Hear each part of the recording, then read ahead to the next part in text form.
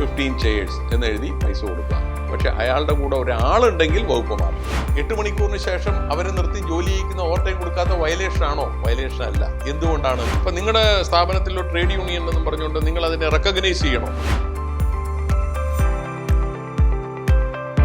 Form number 11 എന്ന് പറയുന്ന അയാളുടെ പാസ്റ്റ് പ്രൊവിഡന്റ് ഫണ്ട് ഹിസ്റ്ററിയെ കുറിച്ചുള്ളതാണ്. അപ്പൊ അയാൾ അതിൽ റോങ് ഡിക്ലറേഷൻ നടത്തുന്നു. അയാൾക്ക് മുഴുവൻ കാഴ്ചയും കയ്യിൽ കിട്ടണം, അതുകൊണ്ട് പറഞ്ഞു ഞാൻ PF ഇല്ല. പക്ഷെ പിന്നീട് ഇൻസ്പെക്ടറോ ആരെങ്കിലും കണ്ടുപിടിക്കുന്നു ഇയാൾ നേരത്തെ ഉണ്ടായിരുന്ന ആളാണ്. അപ്പോൾ ഈ ഫോം നമ്പർ 11 വാങ്ങിച്ചു വയ്ക്കുന്നതിനുള്ള ഗുണം എന്താണ്? അവിടെയാണ് ഫോം നമ്പർ 11ന്റെ ഗുണം വരുന്നത്. അപ്പോൾ അതിൽ പറഞ്ഞിരിക്കുന്നത് PF-ന്റെയും ES-ന്റെയും നിയമം അനുസരിച്ചിട്ട് കറണ്ട് വേജസിൽ നിന്ന് മാത്രമേ കോൺട്രിബ്യൂഷൻ പിടിക്കാൻ പറ്റുള്ളൂ.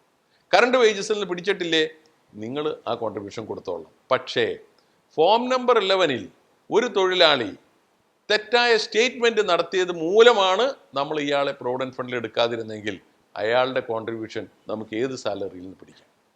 ഇത്രയും കാര്യങ്ങൾ ശ്രദ്ധിച്ചുകൊണ്ട് ഒഴിവാക്കണമെങ്കിൽ ഒഴിവാക്കാം. Great Leap, encouraging employment values.